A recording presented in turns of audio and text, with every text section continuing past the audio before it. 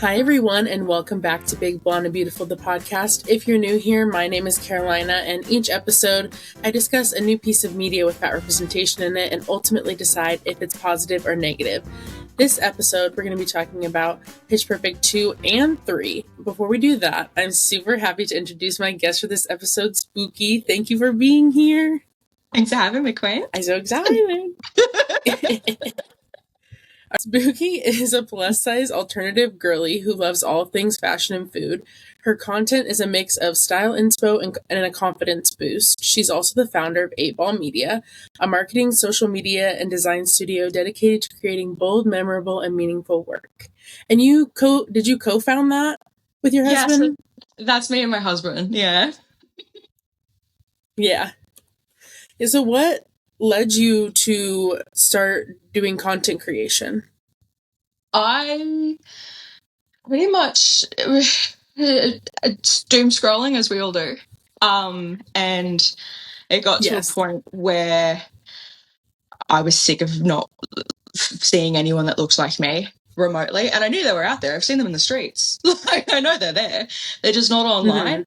Mm-hmm. They're not in movies, they're not in TV shows, they're not in radio, they're not kind of anywhere. So I just got really over it, and I'm convinced I manifested it one day. Again, doom scrolling, I kept seeing all these food reviews, and obviously I'm a bitch that loves to eat, and I saw, it was like, they're great, I love them, love the go here, recommend these places, but they're all size 2. Where are my girls that eat? And I was like, as I had that thought, a couple minutes later, I got a DM saying, hey, do you want to come try our food? It's like, and that was my first one. So I just got sick of I was something in the stars. Just got kind of sick of not seeing it everywhere but online. So I thought, literally, what have I got? My husband was saying for years, he's like, you should post that, you should do that, you should. And I was like, I'm not funny enough, or no, I'm not original enough, or no, like, I'm not entertaining enough, or all those thoughts. And I was like, no, I am. So yeah, that's how it started, I think. 1,000%. Yes. Yeah. You started doing your own content creation. Did you start 8 Ball Media after that? Yeah, way after. And so what inspired you to start that? Pretty much where we are locally, it's very big, like word of mouth, very massive, like businesses done through word of mouth, or it's a Facebook post every 3 months when the owner's like grandkids are free for after school one day, and they can like chuck out a quick TikTok or chuck out a quick Facebook post.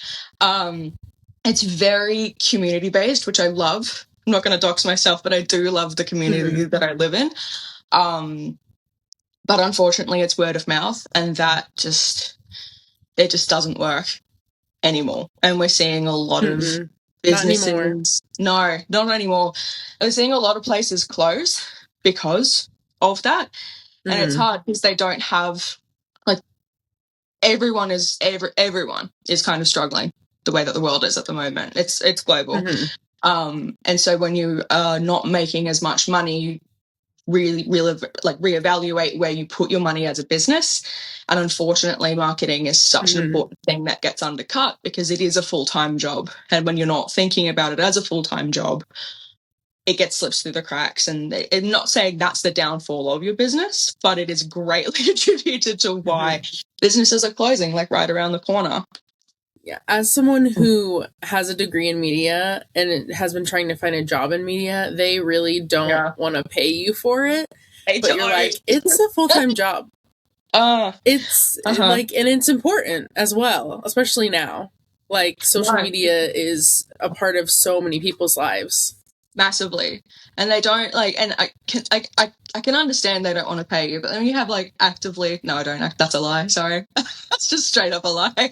But the full, like, advertisement, like, this full-time in-house people, we're still coming across those issues of, like, you're supposed to be here full-time, it's drastically not as much as, marketing and jobs is what we call them. So to be marketing and sales. So you're mainly sales and you're mainly on the floor and you're mainly talking to customers, and then every now and then you'll go and do a TikTok. It's not the same. Yeah. Yeah. Or they want you to be like a catch-all. They want you to do like a million different jobs, even though like the job title is just like content coordinator.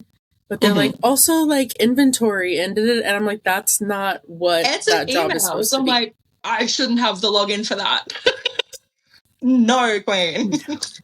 And then also they like still don't want to pay you enough to even do either of those jobs, but they want you to do both of them for one job. You're not paying me for the job I applied for. Why would I do more? And it's been like a very big, in my big age of 27, like I've learned a lot of, I'm not doing that. Or, no, I actually can say no to that because I signed up for this. And this is just like in life in general, but I signed up for that and I'm not getting that. So why the fuck would I keep doing that plus more? I think that makes sense. Yeah.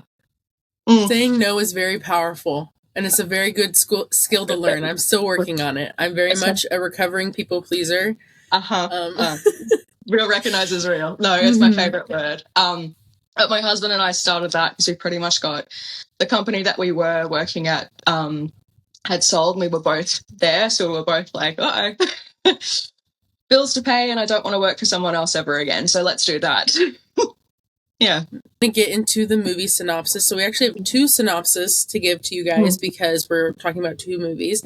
I figured putting Pitch Perfect 2 and 3 together, like a lot of people forget about number 3, which is like understandable. I just rewatched it like 2 days ago. And I was like, actually, it's not as bad as I remember. So, we'll get into that and we'll talk about both of them. We're going to get into it because, yeah. Pitch Perfect 2. After a humiliating command performance at the Kennedy Center, the Bart and Bellas enter an international competition that no American group has ever won in order to regain their status and right to perform. On their journey back to the top, the Bellas face intense competition from a German group, Das Sound Machine, and must break in a new member, Emily Junk. And then Pitch Perfect 3. The film follows the graduated Bellas who are struggling with unfulfilling post-college lives as they reunite for an overseas USO tour to perform one last time. They compete against musical bands to open for DJ Khaled while navigating an action-packed plot involving Fat Amy's criminal father, a yacht explosion, and a kidnapping. And they really jam-packed that last movie. They were like, what can we throw in here? They got a budget and they had no script. Oh my goodness. Yeah. So why did you choose these movies to talk about? First off, I want to say justice for Das Sound Machine. They should have. they should have won. Yeah. I will stand on that hill. I will die on that hill happily. But I chose these movies, and I like very similar to you. I think I remember watching them as they came out. The first one I was 13. The second one came out in, actually I can tell you because I have notes. It was like 2015, so I think I was about 14, 15, and then same with the last one, 2017. So again, 16, 17. So pretty like teenagery throughout all the releases. Yeah, but same. I remember watching them and having an opinion of them, and then rewatching them as a 27-year-old and going, oh, or that's actually still funny, or oof, that didn't hold up quite right. Or so I picked them because they're quite nostalgic to me, I won't lie. Like I remember seeing them all, I'm pretty sure all of them in movies. So also being a fat Australian, we got Fat Amy / Fat True. There's that added layer. I was a bit biased with that. That's why I messaged you. I was like, is the first one free? And you were like, I'm so sorry, Queen. It was like 2 and 3 is just as good. That was my first episode. Pitch Perfect was my very first episode that I did for this podcast. So yeah. I was like, how do I begin? Which, I mean, I could have begun with Hairspray because that's what the podcast title is named after a song in Hairspray. Uh-huh. But I was like, Fat Amy. Her name is literally Fat Amy. So I was like, we should probably do that one. And I started down because I've listened to like newest to oldest. And by the time I got to the end, I was like, and that's why. Mm-hmm. And that's why we're doing 2 and 3. Right there. Right there. There it is. No, I think they're movies very of their era, but they do still they cover so many things. They have like digs in there about sending women to college and like why they're just going to be pregnant in a year or two anyway. But the truth is, you're just women. And you'll all be pregnant soon. Unfortunately, like when I heard that, spat my fucking drink out because it's like some things just don't change. Some opinions just don't change. Fuck. Yeah. And some might get worse, honestly. Some do, unfortunately, change, but not the way we would like them to. But it was, I picked them because they're nostalgic. They're like, to me still they're quite funny. But I think roping 2 and 3 together was a great decision because if it was 3, I would have had to pick another movie. I'm so sorry. It was just 3. I was like, because honestly, I was like, man, maybe I should have done all of them together. But I was like, no, 2 and 3. We can talk about those together. But also not Australian, but growing up as a fat blonde, got compared to Rebel Wilson a lot growing up. Like I also did theater, and so I literally have like a vivid memory of one of my directors being like, be more like Rebel Wilson. And I'm like, but the character isn't at all like that. And also, I'm not Rebel Wilson. Also, lack of Australian accent. Yeah, there's many things. Yeah. There's a lot of reasons why I'm not Rebel Wilson. I naturally don't have this. Plus, I don't think we look alike. No, and it's just that when I had this when this was growing out, it was a mullet, and this was about the time that Lola Young was like skyrocketing, and biggest ego boost on my end, would get stopped in the street and say, "Oh my God, you look like," but you look like that girl that sings that song. I'm like, first of all, Lola Young. Okay. Second of all, thank you. Third of all, that's like the 8th time I've heard this today. Pick another thick bitch, pick another fat bitch. It's just because you've seen mullet and you go, ah. So it's that you was like, it's never someone that is, it's always someone that's like same body type or same body type with similar hair.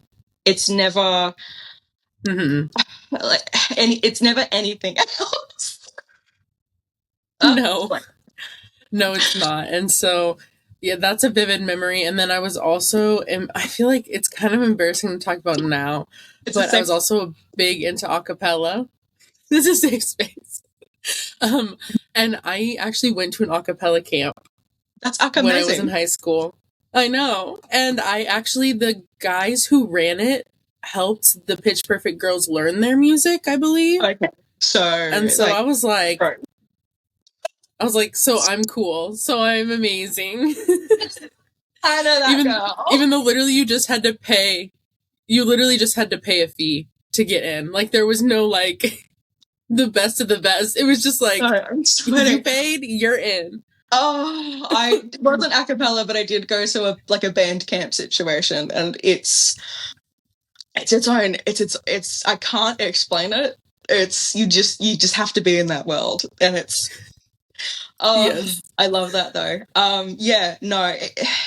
The Cup song when it came out was so just everywhere, and it consumed everyone. And you shared an embarrassing story, so I will also share an embarrassing story because I feel safe enough to. I probably to this day could still do the Cup song, and I really loved that. I think it was like the 3rd movie they pulled out a cup, and Anna Kendrick has like like beaten it away from them. She's like, absolutely get it out of here. yeah. made me cackle a bit because I think to this day I could still do it. Yeah, I still remember the beat for sure. But it's in there. Yeah, that's love that. We both have those experiences with, you know, acapella and Pitch Perfect and all those fun things. Fat Amy is the character that we're focusing on. And I would say she isn't the most complicated fat character that's ever been written. But for me, she does bring up like some complex feelings about fat representation. Like, on the one hand, she owns her fatness. I mean, her name, she literally calls herself Fat Amy, and she's not afraid to address it, and she's very confident. But on the other hand, there are just like some cheap jokes about her weight and lots of physical comedy that I feel like rely on her weight or like trying to embarrass her. That I'm just like, I never know where I stand with Fat Amy sometimes. What do you think? Very big mixed emotions, because I think, again, as an Australian, we do very much take the piss out of ourselves and out of each other. It is not like deprivating comedy, but it is. I think that like the Brits do it very well as well. It's that you don't take anything too seriously, or like it's equally just as fine to laugh at yourself when you're also laughing at somebody else. Kind of comedy. So like when I first immediately heard, this isn't the first one, but I heard her accent, was like, what's going on? We never have, like, Australian film is absolutely incredible, but I feel like it's not recognized globally. So to be in cinemas seeing that was like, what's going on? There's a fat Australian on screen. And I mean, you guys have so many amazing people that come from Australia, actors and actresses. My favorite currently, Sam Reid in Interview with the Vampire. Don't know if you've seen it, but I have an obsession. I know, it's a mutual obsession. We do have some like okay, perfect, incredibly like talented people across the board, like actors, actresses, directors, writers, screenwriters, like so many amazing people in the entertainment industry that once you're in there, you kind of know everyone though. Like it's not as big or as globally recognized, but this is an entirely different topic for an entirely different podcast episode, by the way. But getting to see, I was like, I've never seen a fat Australian on screen, by the way. That was the first time I was like, because I feel like Australians are always Chris Hemsworth, Jacob Elordi, Margot Robbie. We're sensing a theme where they are stunning and amazing at what they do. But Rebel Wilson was very much of that era of film as well, a typecast. Like she was a typecast. She was a character. It wasn't just here's this character. Oh, and also by the way, she's fat. It was very much her entire identity, which like pros and cons come with that. There was a pro. Obviously, she was very confident. I think I'm a bit on the fence about this. I don't know if she was confidently written or if that's just Rebel Wilson.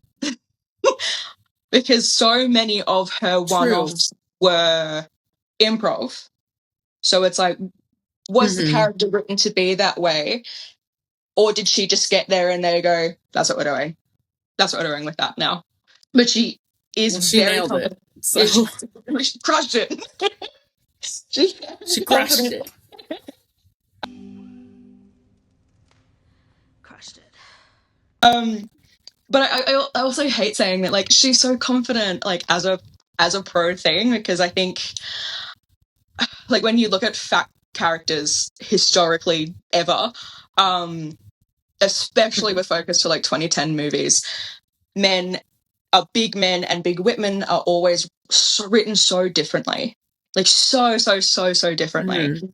And when I have seen bigger characters on screen that are women, it's always in that geeky, awkward, nerdy, funny, fat friend, always written as either a villain or someone's roommate to kind of add in a little quip here or there. It's not ever been, she's the main person, this is her job, This is what she does. This is her. This is the movie. This is the story. By the way, she's fat. It's never just been that. But again, like pros and cons, like I think there are definitely still, I wouldn't go as far as, maybe go as far as to say like definitely fatphobic elements, especially in that second movie. Like where the where the jumpsuit splits. It was more of a it was like which is the whole reason for the second movie. I can't, and I don't know if it's because I've noticed it and I can't unsee it now, but it's like, well, if one of the other Bellas was up there and they had their jumpsuit split and they're much thinner, would they have been met with that same, like, punishment? Would they have been met with that same level of, like, disgust and like, mockery? We have a commando situation. There is a commando situation on stage. Oh, he's on top of it. Holy cow. Take her back up. Pull her up already. She's turning. No. Brace yourself. She's coming. Not the front. Nobody wants to see the front. Oh, no. That Fat Amy Stacey for sure not. No, it was like, oh, for sure not. It would have been like, I think obviously similar levels of, there would have been embarrassment still. There would have been, I don't think there would have been, there wouldn't have been a movie, straight up, if it was someone thinner. I think it was very intentional that they chose Fat Amy to be the one that had that happen, so that then the movie could launch into this whole, like, they've been disgraced because the fat one showed her vagina to the president, which is, how dare she? Yeah. Which is, again, an entirely different. Like you were saying, it's just very, like, back and forth, because there are certain aspects of Fat Amy that I really do like. You know, absolutely. Whether it's she was written this way or Rebel Wilson made her this way, she does come off very confident and sure of herself. Of course, again, it's in the first movie, but her introduction when she's like, I call myself Fat Amy so that twig bitches like you don't say it behind my back is iconic. As she should. Formative, like my earlier years, where I was like, oh, I'm just gonna copy that. Like, there's so much of her that I feel like I copied, or that I feel like I had embodied. And before that, it was a little like, who am I in this world? And it was like, oh, that. Yeah, she definitely, like, I think she influenced a lot of young women in that time in a good way to be like, just own who you are. Because again, we still don't have a lot of fat representation in media, especially positive. And so, you know, she was kind of more in the middle, but she was positive enough that people like myself, like, gravitated towards her. And I was like, yeah, she's funny. I like it. Yeah, absolutely. There's, and she's, I think in saying that, she's also, from memory, like, the only characters that I can remember growing up, or maybe even anything that I've seen recently, that is a bigger person, again, wasn't a villain, was funny. I know that the typecast of funny fat friend exists. I've never met an unfunny fat person, personally. And I do think that is something that, unfortunately, we learn. It's not a coincidence. Yeah. It's very much a learned, like, survival tactic. It's either that or mean, which I think is reflected in our media. Like, I feel like people are personifying what they are seeing. It's either like you're the villain or you're the fat funny friend. You can't be anything else. And it's like, I could be both. But I could be so many other things. Yeah. No, exactly. I've never met a fat person who was like, are you signed to anything? Are you like, we got to get you on a stage. It's fucking hilarious. And she's like, she definitely is someone, she's also not someone that, like, in the movies, and this is a pro and con, but she didn't lose weight and become prettier. That whole thing, like, she was who she was the entire way through.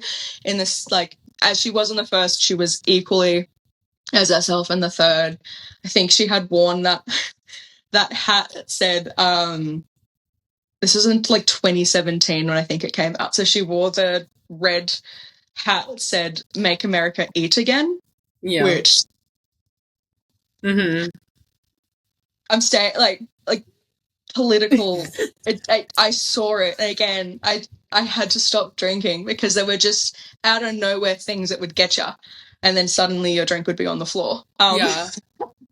Why do I feel like Fat Amy would unironically kind of be a Trump supporter? Unfortunately, I don't know why. I just feel like she would. My husband was like, "Why'd they make the Australian wear that one? Damn it! Give it to the other one." That's so true. Why did they? He's like, "Why do they do that? Is so random. They're so dirty." Oh no, she's but like with that as well, she actually wasn't, for all movies, she wasn't allowed to gain or lose weight more than 10 kilos at a time. She had to be that. Yeah, she had to be that size for those movies. And it, like, actors and actresses losing weight, gaining weight, putting on muscle, changing their bodies. We saw Chris Hemsworth do it in Parks and Rec, and then Guardians of the Galaxy. People have been adjusting their bodies for roles forever. It's a thing that they like. It's a thing that they do. But I read that and I was like, "That's what do you mean? She wasn't allowed? The fuck do you mean? She wasn't allowed to lose or gain weight. She had to be that weight size so that she could continue to be that typecast." If that, yeah, I got a little bit like. I do fear, however. Yeah, I do fear, however, that if she had lost weight, they would have made it a big part of her storyline. Yeah. And made it a whole thing. Mm-hmm. And so, like, I appreciate that didn't happen. It's hard because, like you said, like, so many actors and actresses change their bodies for different roles. And it's, like, not seen as a problem, which I think that's a whole... That's a different episode. Won't open that one. Maybe I'll do a special on that topic, but absolutely. It's just like, yeah, and I get it. And a lot of actors and actresses feel like my body is my tool. And so, like, I know that Nicola Coughlan said that recently, where she's like, if I need to be bigger for a role, I'll be bigger. If I need to be smaller, I'll be smaller. And I'm like, yes, but we're also people, and, like, our bodies aren't meant to be stagnant, but maybe not changing that frequently. Like, I do agree. I think because she has lost weight now, and, like, she's no longer being cast as, she hasn't done much lately, to be fair, but she hasn't also been cast as even funny friend. It's because she doesn't fit into that typecast anymore. But I do think if she did gain weight, they would have pointed it out if they did lose weight. So I know they had to keep her in that bracket, but it's such a like if she did, what if she did gain weight though? Like, what if, because there was like 2 years between each movie that came out. Like, I think having to change your body that drastically for a role, again, different can of worms with different episodes entirely. But yeah, I just read that and I was a bit like, jump scare. Yeah. And then she's also said that, like, now that she has lost the weight, she's like being offered different type of roles. Like, she's not being offered the same, like, comedic relief, funny friend role, which is not surprising to me at all, because that's what they like to put us in. And, you know, I don't know. When Rebel Wilson lost the weight, obviously it's her body. She can do with what she wants with it. But I felt like she had this, like, air of superiority where she was like, yeah, I just did that because I wanted to for a while, and now I'm done with that. And I was like, girl. See, guys, it's so easy. See, guys? Yeah, I get that. And again, like, when I think when these movies came out, she was a god here. She was a god here because like her size very much had something to do with that. I think everyone was just like, oh my god, a fat, confident woman. In what world does this fucking exist, especially in the 2010s? But it does feel very...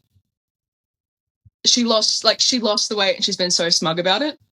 And like, I've been bigger, I've been smaller, I fucking fluctuate like that. So I can't imagine being like... it's so unrelatable when it comes across as like, see guys, it's like we lost a good one. Yeah. Yeah, and we lost one. But if you were always kind of like that, you weren't one to begin with. Oh, the smugness, I couldn't. That's the one thing that I'm like, I'm not really a fan of Rebel Wilson anymore, just because of, I feel like she turned her back on a community that supported her. Yeah, it's and not that happens a lot. It's not that she lost the weight. It's kind of like her approach towards it, and it was very, and you see it like all the time where they're like, I was like, it was like, were you just putting on a show?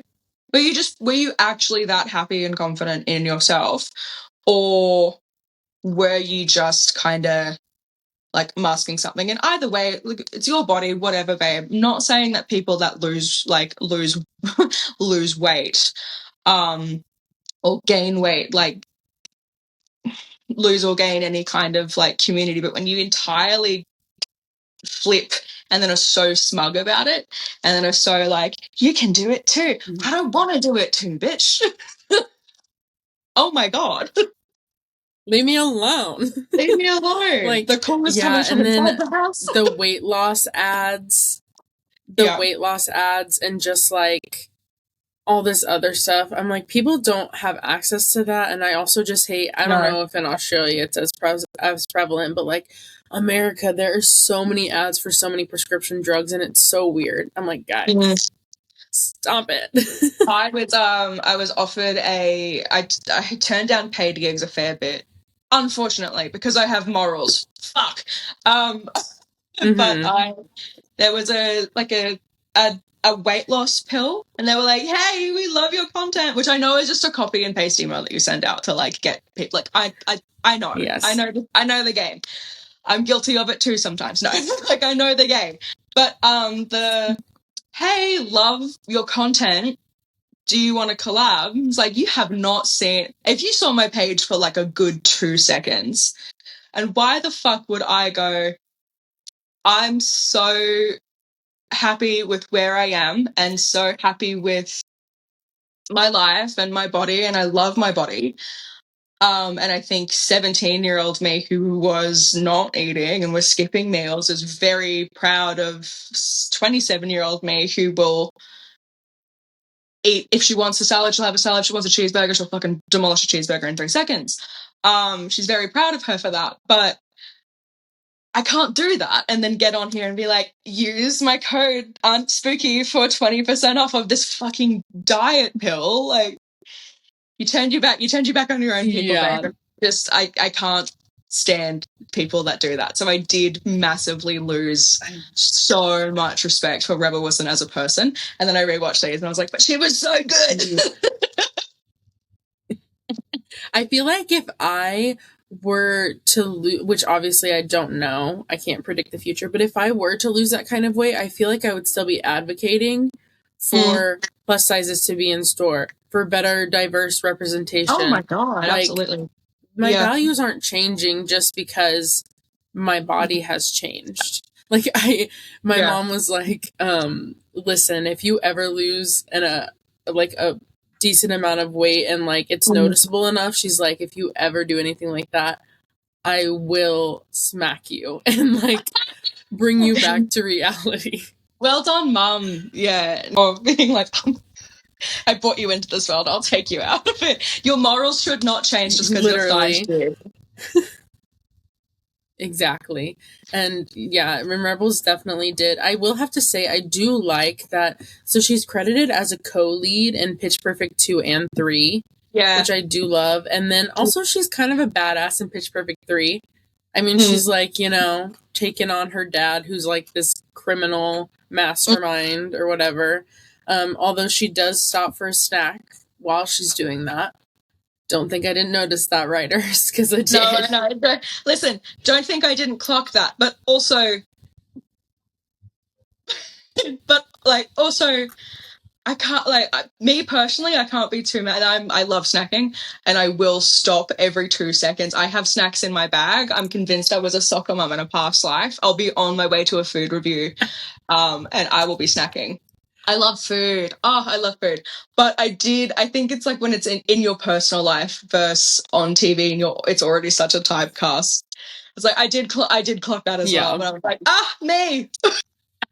He said, relatable. You know, she does need to fuel to be able to fight the bad guys. But, like, maybe we didn't need that in the movie. And I think people will also... No fat person is the same. People will relate to different things, and people will also find things funny where it's like, oh, I didn't find that funny. It's like, okay, I did. You're like, let's talk about it. You don't have to find every single thing funny. Yeah, exactly. Also, like, I did clock that one, but I was like, oof, me? How do they get this clip of me? Yeah, it's like I'm not a I'm not a huge fan of physical comedy, but I understand people that are, and I don't say that it's necessarily inherently fatphobic, but it can definitely lean that way depending on how the writers go about it and what it has to do with the storyline. But, like, I'm not saying that liking, you know, physical comedy is wrong or anything. It's just not typically my thing. Especially when fatness is the joke, or the weight is so tied in with the joke, where it's this whole this whole part of, and so much of what I saw in that, especially that third movie, was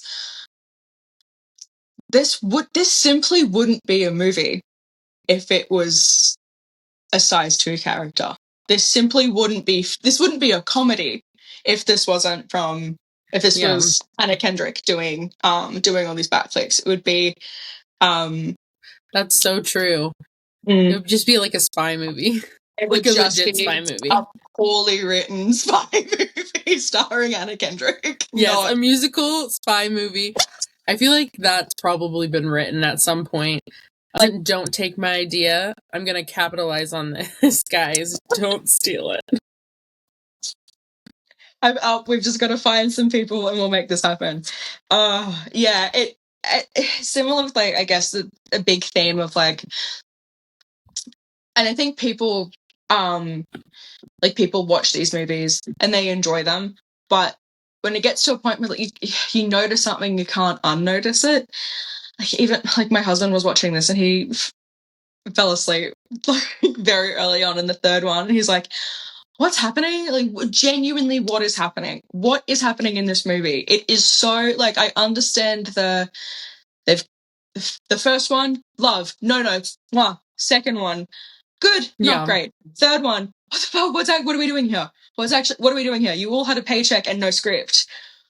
What is happening? And it just felt like we had to keep those same attributes of, like, the first. They always also find, like, a way to incorporate as much of the first movie as across 2 and 3 as they possibly could.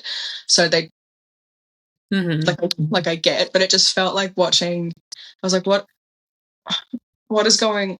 If Rebel Wilson wasn't in this, I do like that she got more lore. I think that you can't not think of her when you think about these movies. So I do like that she became more, like, prominent as a character. But I might be misremembering. Was anything criminal record brought up in, like, because in the first 2? I don't remember there being and it wasn't, like, recently enough. So it did feel out of nowhere, we're going to be doing this. And it's going to be, like, they gave her a backstory. I was like, she has drawn on so much other shit. Like, she's drawn on having to leave Australia because she's surrounded by all her boyfriends. Make a movie about that. Make a movie, like, she's drawn on so many things from her past don't remember criminal history. I might be misremembering, but I don't remember it being talked about. So when they came out, I was like, I love that she's getting law. I don't think it was talked about at all. What the fuck is this? Yeah. And I definitely agree that she would have sort of an absurd backstory just because of the type of person that she is. But I just am like, I don't know. I just didn't match her character vibe to me. I think that you're right, like spot on with the boyfriend thing. I think if she had like a bunch of different boyfriends showing up at each location that they were traveling to, that would have been funny. It's a callback that we all may not all remember, but we've all heard. Or if you watch the first one, you will go, oh, I see what they were doing with the third one. I have no idea where the third one came from. I'm so glad that they gave her law, but they also did my girls so dirty by going, this is nothing that you've brought up before. Someone in the writer's room had a fever dream, and they wrote it down, and they were like, here it is, guys. It was the paychecks had already been cashed, and they were like, yeah, sounds good. But yeah, no, they're still, it did, I think just even rewatching them made me realize it just, because I know obviously I knew I was coming on this podcast, but rewatching them with just for funsies, but also like with the intent of being like, ooh, this strikes out something in me. Oh, I have this opinion about that. Oh, I have that. And I was like, I have a lot of opinions about this fucking movie. This a cappella movie that is just purely supposed to just be for entertainment. And you're like, actually, I could do a whole thesis on this movie alone. I feel very like, and another thing, I'm like, it's not that deep. I'm like, but it is that deep though. And it's for fun. I hate when people say it's not that deep.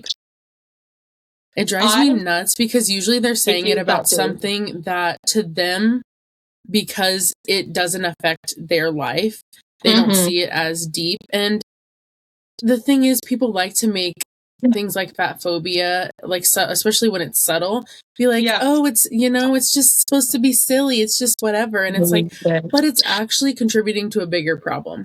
So not that deep is my instantly like that. And that, not that deep, and it was not that serious before, but like not that deep. It's very, hello, did we learn empathy? And welcome back to kindergarten. Tomorrow we're learning shapes. Holy shit. A lot of people need to come back to kindergarten and learn empathy. I mean, I work in a daycare, and I teach kids empathy when they're like not even 2 yet. And they have more than some grown people have. Like, you guys. Restart. No, everyone go back to basics. We just need a restart. Oh, it's oh my god, I have so many notes here that I feel like I've talked so out of order. I did have in here that I really did like, because I think of how awkward and quirky all the other girls and funny all the other girls were as well. She did fit right in. And there might have been like little jabs, but there was no overall like bulliness. Bulliness is so not a word, but bulliness towards her, or like meanness towards her for her weight by the other girls, or like judgment towards her. They got through that first bit, and then it was all just about the power of female friendship and like forming that, which I think is so like love interests and throughout. But I think that was so it was like, yeah, the girls, actually, you know what? Yeah, the girls, because I think we can all relate to being the bit like the fattest one in the friend group, and sometimes it's not met with that same level of like love and support. And, a lot of like some of these girls are not girls, and again, send them back to kindergarten. Oh, exactly. And yeah, it's very relatable as someone who has in pretty much all of my friend groups been the biggest one. When you find the right people, it's fine. Like, it's a no problem situation. But I had some friends when I was in high school and a teenager who definitely wanted me to be less. They wanted me to be smaller in a lot of different ways. And that was rough to like unlearn that and to find people that genuinely were just like loved me for the way that I am. Or like it kind of, again, I realized it and I was like, oof, what a lovely, and like the group of girls that I have at the moment, again, it's not even a thing. We could go out to eat and it doesn't matter what we all order. We're all leaving full and we're all having a great time and our bellies are sore because we've laughed so fucking hard. And like the group is so, it's all shapes and sizes. And like prior to that, I've been with friends that are like shapes and sizes, all shapes and sizes as well, but you would do things in public with them and they would very, very much act different to when you were just like at their house or behind closed doors. Or again, I had lost I had lost a bit of weight and unfortunately was getting more attention from men. I'm not happy about it either, unfortunately, but would be out in public and these girls that I were friends with, they were seeing me being treated differently by the public and didn't know how to handle that. I'm like, oh, it's me neither, twin, but like me neither. But I also don't want that. Like, first of all, you don't want this to be happening. There's a lot about you. Second of all, I don't want this to be happening for my own reasons. But you have always just associated me with funny fat friend. It's not confident, sexy, hot, funny, fat friend. It's just 2 things, not 8. That's not 8. Send me back to kindergarten. That's not 8. Or however many. Yeah. But yeah, it can be difficult. Like you said, with your friend group, like now that you have those people in your life, it's a non-factor. Like no issues, but it can be hard to get there sometimes. But once you do, I promise it's totally worth it. Jeannie and Katie shout out for sure, but it is definitely I think, and like when watching this movie, it wasn't so much about the movie, it was what it made me realize or what it kind of like brought out opinion wise in me or what it made me feel or reflect on or relate to or not relate to at all, and also want to talk about that. Like it wasn't so much about the movies because I've clearly stated how I feel about the third, but it made me just, have all these things. So I was like, I think would rather talk about the feelings around the movies or kind of like what it made me think and feel. Take a shot every time she says feel. Holy shit.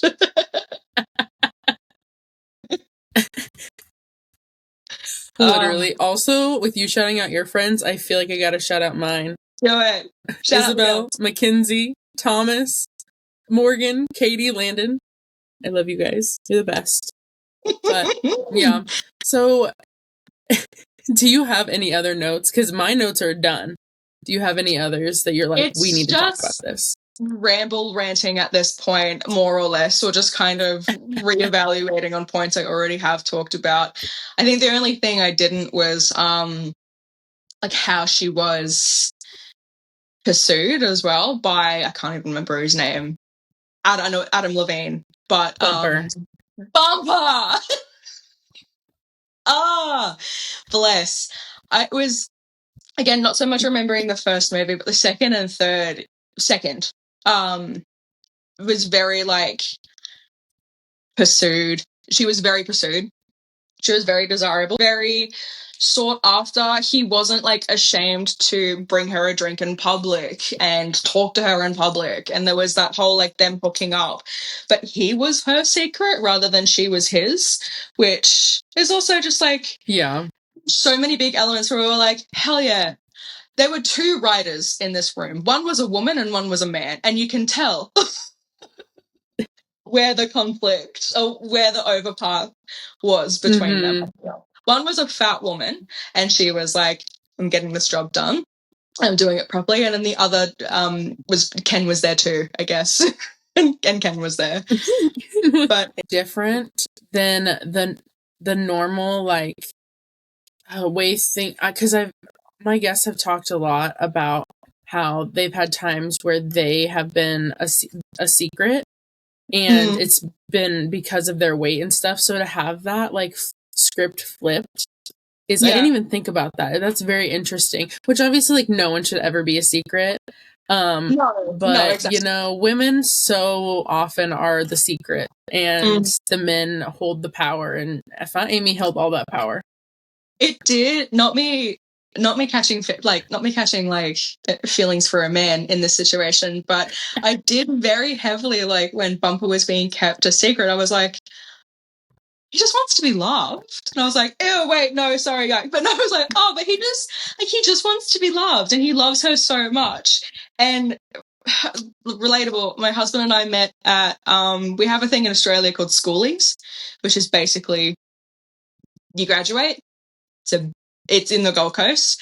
It is atrocious. It is just a big old beach party, and every school pretty much across, everyone's invited. So year 12 students across Australia travel for this. And I lived rurally. I was about like I don't want to say 6, 7, 5, 6 hours away.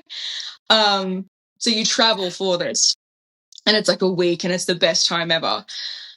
Met him there through a mutual friend, and he very much pursued me afterwards. And I was like, not why are you talking to me? Because I know I'm fucking hot. I know why you're talking to me, but like, why are you? I live 5 hours away. Why are you talking to me? He was very like, it was a scenario I recognized where it wasn't so much a secret, but she was constantly being pursued, and she was the one that was like, I can't be tied down.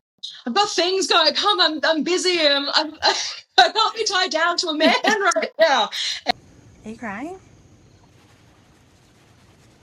Nope. No, I'm not. Bumper, come on, you can't be serious. I can't be tied down by anything. I'm on a walkabout. I'm a free-range pony. They can't be tamed. No. You know. Okay. I'm like a firework. Can't be tied down. And now we're celebrating 10 years this year together, and we're happily married, and I love him so much and whatever. But aw, congratulations on 10 years. That's at 27, trying to explain to people that I've known him for 10 years. They're like, did you meet in year 3? I feel like maybe it's not normal in Australia, but in America, people are meeting at like 13 and 14 and staying together for the rest of their lives sometimes. It's common when like it was the 50s, because it was the done thing. You just found anyone, had a baby with them, and then got married, and whether you liked him or not. But having to explain that, like, no, he is my best friend, I promise. Like, I very, very, again, not me talking positive about, he's the only man I'll ever talk positive. Him and Bumper are the only men I'll ever talk positively about. But it was very like, I recognized that. I was just like, that's a bit cute. Like, that was just another extra thing they threw in there that ended in, like, they were both single in the third movie. I think pretty much everyone that had those relationships at the start didn't by the end, or like they had drifted apart from their college boyfriends, girlfriends, which does happen. But I think that's like all the points I had. It was just more rambling. I will also add, not a big thing to get into, but I also feel like a lot of Fat Amy's clothes were like not that great. Yes. I can't tell if it's like the time period or if it was just like it was really that bad.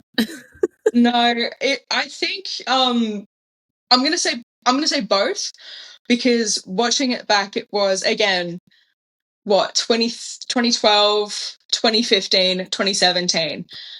We were teenagers of that era. Mm-hmm. We remember the fashion. And we remember also what it was like to get any fucking pieces of clothing at anything over a size 12. I've had people in my, like, genuinely lock eyes with me and go, we don't do your size here. And that was when I was a twig and had a fucking eating disorder. Like, if you didn't stock me at that, you were not going to stock me now. So, like, it trying to find who you were. There was not any fashion. There was not any fashion for us at all. You had to really go out of your way to make it, because it just simply wasn't available unless you went to like I see it all the time in America, all of those like the women going into I think is it Sears? We don't have that here. It's a store that like maybe JC Penney. It's a store that carries like plus size clothing, but they're all like you would look at them and go, this is just because it's plus size doesn't mean it's fucking cute, babe. It's all like the most hideous print. Every store ever. No, I'm just kidding. Yeah, so like every store ever, right? Your size is like 12 up. There's just like a little corner of a rack with like a broken in like a dark alley pushed to the side, and you're not allowed to like go over there because the light is half flickering and there might be something cute in there, but it's most likely half activewear. But you also might get murdered over there. There are a lot of stores like that. Yeah. I feel like a JCPenney, Sears. I don't know if Sears is such a big thing anymore. Macy's, that might be it. Or like Old Navy sometimes. It just depends. Yeah. And like they have very much here, like they've definitely, it's still pretty hard to find stuff in Australia, but it is very much like our sections are now well lit.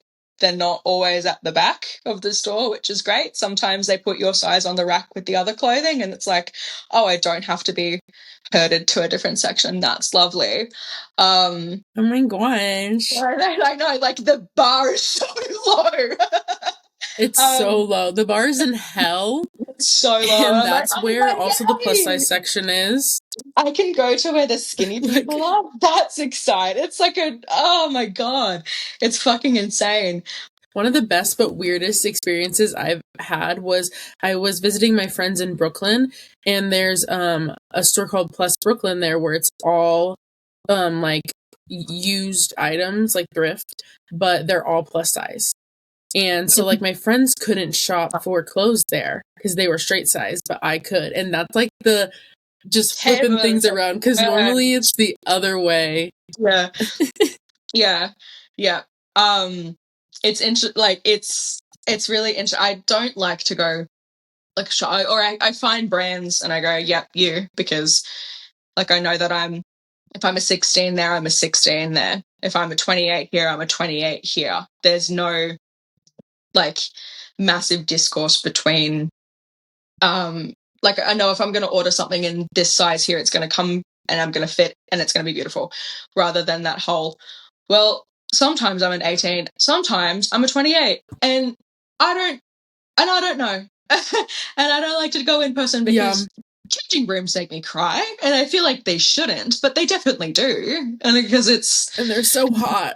And they're so hot, and then I'm sweaty. I'm a sweaty lady in general, but then like I'm extra sweaty, and I'm crying, and it doesn't fit, and I have to get my friend to help me unzip the thing that wasn't zipped up fully.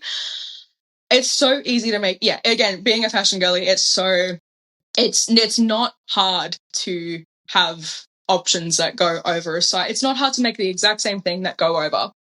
Like over size 12. It's not hard. And they did our girls so fucking dirty by that, like that in the second one when she's like on the rowing boat, she's in like business pleasure. It was like active wear and then blue blouse. Like what are we fucking doing? What are we fucking doing? What is that? That when she's going before like the acapella board or whatever, and she has like this like 3/4 sleeve, but then also these like gloves. I'm like, what is happening? It was that, I know that specific scene. Luca had said, do you think they make her walk a certain way? Because I've never seen a fat lady walk like that. And I was like, she does walk very distinctly. It's like kind of just alone. Like Yeah, I thought it was like maybe in that one because she looked uncomfortable, but they had to be dressed up to go and appeal in front of the board. Hence the pearls on the fucking mid-length. It was like the only nice thing they could put her in was an outfit that the Queen had worn 30 years, 40, 50, 60 years ago. But I was like, I thought maybe like they had done that because it was like she looked physically uncomfortable. Maybe the walk was a part of that because she was in heels rather than sneakers. Can relate. But then watching the rest of the movie, I was like, oh, that's a great point. She has like a walk. I was like, I've never seen anyone walk like that. So no, maybe that's just her. I don't know, but it feels like it could have been something that was like attributing to her character very much. But yeah, they're so dirty fashion wise. The whole show the whole movie, every one of them, all three, terrible fashion across the board. Except for, again, justice for Dust. DM Dust Music. Dust Sound Machine. Dust Sound Machine. Justice for Dust Sound Machine. The only one that can actually sing and have really good fashion. It's one or the other. You can't have both, apparently, in the Pitch Perfect universe. So, I know it's a gray area for sure, but if you had to pick, would you say that these two movies, and you could say different for each one, are more positive or negative fat representation? Yeah, gray area for sure. First one, absolutely. But we're not talking about the first one, so second, I'm going to say second, yeah, still very much thinking about. Actually, no, Rebel Wilson, Fat Amy / Fat Patricia, done fantastically. Also, other than I wrote her name down, Esther is the only other bigger character there. And again, they don't. I think she's really well written because they don't focus on her weight, even though she is also a bigger lady. They are in the whole fucking 3 movies the only fat bitches there. They're the only ones who actually eat, and it gets a little like, can you say good representation if there's only one character that I guess comes to mind, and it's like it's written in a way that it's like haha ooh haha actually I'm not like all for I know that Netflix especially loves to tick off boxes, and it's almost like there's no representation, but there's also like the other side of that, which is like, hey, one box that like not if you're gonna pick boxes, did you have to put one character that ticks all 18 of them? Or do you just maybe want to get like some diversity in here for funsies, for the sake of it being diverse? Yeah. Or not just to tick off like boxes. And I don't think we should just include people for the sake of it. But so many people have not been represented in film, or have not been represented in film accurately, properly, even like ordinarily. So I'm gonna say Fat Amy, yeah. But the movies, nah. All of that's my I would say I agree with that. She, like I said earlier, she's a very confident person.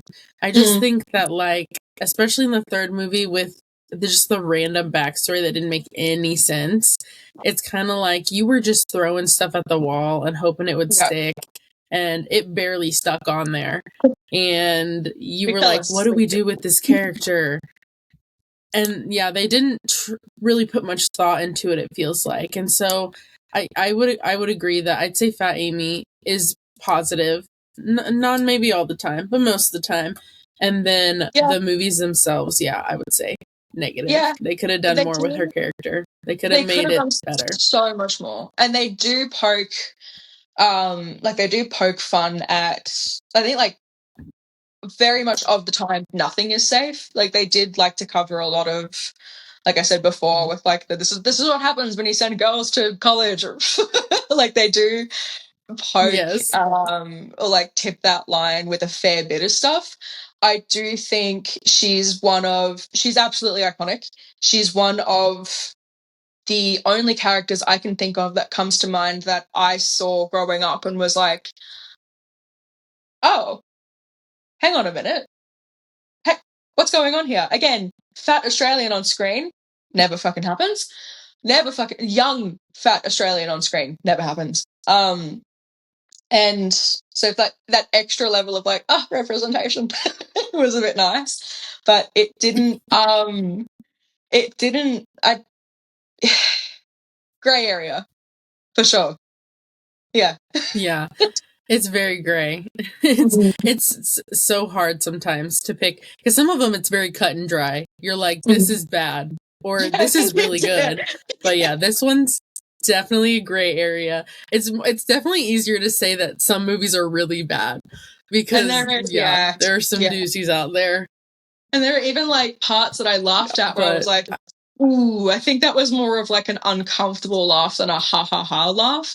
When it was in the third one where they're all like introducing themselves, and they're all like E names. It was like Charity, Destiny, Haley, I can't remember. It was like all names, and Fat Amy goes, if I was to join your group, I would be Obesity. Calamity, this is Serenity, Veracity, and Charity.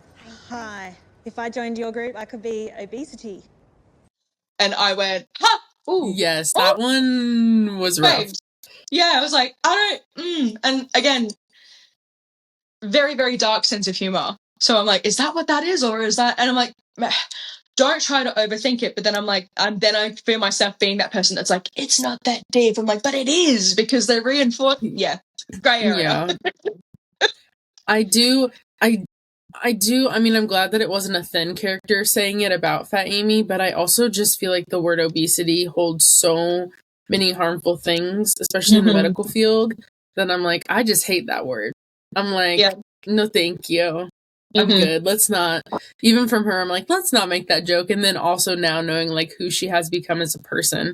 Exactly. I'm like, ugh, okay. Saying it whilst wearing the Make America Eat Again hat, and then also the person that she is. It's like, there are so many layers to it. And I have this like, there are two wolves inside of me where it's like, I just want to sit down and enjoy something. But that is such like it's saying that for like, I just want to sometimes just sit down and watch something and have a laugh. Or there is so much terrible shit going on in the world. Sometimes it is nice to just like not overthink things. And then you like, as you say, that one wolf, and the other wolf is just constantly like analyzing everything because of how like rooted everything is in itself. And it's like, yeah, it's just a joke, but these were also like jokes that you hear as a young girl growing up into a young woman. It very much shapes who you think like you are and your views on yourself and society. And I don't think it's a bad thing to sometimes turn your brain off a little and just enjoy something. Because, you know, there are things that I've talked about on this podcast that I wouldn't consider positive representation that I still enjoy watching every once in a while. But I do think in order for things to get better, we have to have conversations like this and sometimes think about it critically. But I also don't feel like anyone's a bad person for just like wanting to enjoy something. No, either. I'm not gonna cancel culture you if you say that you actually really did enjoy the third movie.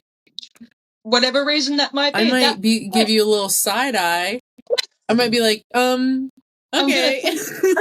I'm gonna talk about it with my husband later, and we are gonna judge you in private, babe. But I'm not gonna cancel you for it. Like everyone has their own thing, I guess. But yeah, overall, I think I don't know if she was written that way or if Rebel just came in and was like, I'm taking this now. But it was her as a character, pros and cons, but overall I think was done really, really well. Especially for the time. And yeah, the movies overall. Actually, let's get a Pitch Perfect reboot. Let's get movie 1, 2, and 3 going. Let's make it like let's do the thing they like to do where they just instead of writing new movies or writing new shows, I know. It drives me redo them every nuts. 3 years. I don't need to see another Disney movie. I've seen them all. Make a new one. Oh. For real. And then it's, and people are like, if I were to recast this, I'm like, why are we recasting it? It came out like 10 years ago. Like, unless you're gonna build upon the story and change something significantly for the better, then I feel like we don't need to remake stuff. I don't understand. I've never understood reboots or remakes. Except maybe hear me out, Pitch Perfect 1, 2, and 3. They've never understood when something has come out and that people have just looked at it and gone, I could do that better. If you're one of those people that's like, I could do it better, join theater, girl, because there are so many revivals in theater. You can do something different for that. But movies and TV, leave it alone. Please. We don't need to see the new ones as well. Like they'll do something like they even the How to Train Your Dragon movies. Love, beautiful. Again, in cinema, front row, popcorn, group of friends every fucking time that I was teenagers. I was there. Peak demographic. I loved them. And then I saw that they were like, this is the live one. I'm like, do we need a live one? Or do we need to be putting money into actual dragons? Yeah. Like, you can't make like, you can do CGI, but, like, you can't make real dragons. So, like what's the point of a live action? We have AI now, so we can make all these old movies really new. Like, why the fuck does that sentence exist? Except maybe I could be convinced with a Pitch Perfect reader. All right, so you'll get on that. I'll do the spy musical movie, and we'll become millionaires and just very successful people. Exactly. Exactly. Ending on that note, I think that's all for this episode. Do you want to tell the people your socials so that they can find you? Who am I? Yeah.